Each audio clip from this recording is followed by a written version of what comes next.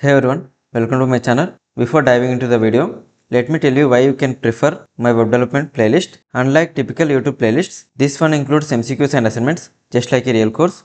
I hope you got the idea. Let's dive into the video.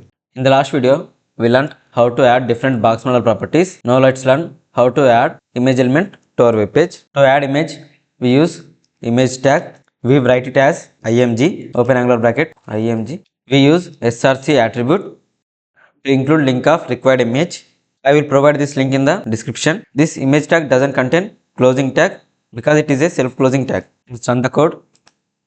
See, the required image is added to our web page, but it came beside the button element. To place it below the button, we need to add image element outside the container. So remove it from here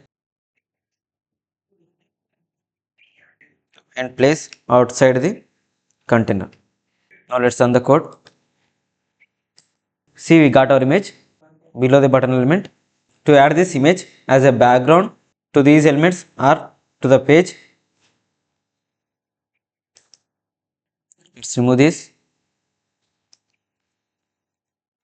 Go to CSS. To apply that image as the background of elements, we need to apply it to div element. So use background image property. To include link, we use URL. In the double quote, we will paste our required image link. Let's run the code.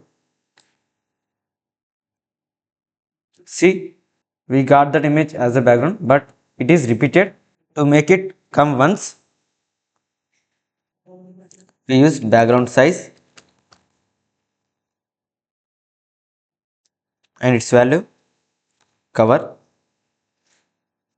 Let's run the code. See, the image covered the entire background without repetition. To make this image as a background of entire page, we should apply this image to the body section. So create a new rule set. I am naming it as background. Let's remove image from here and apply here. Now let's apply this rule set to the body.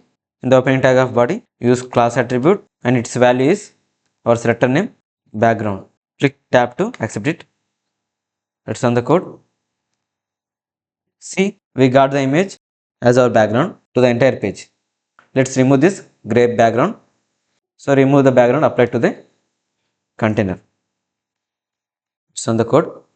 Yeah, we got it. In this way, we can add images to our web page. If you found this video helpful, please like and subscribe. Keep learning, keep growing. Meet you in the next one.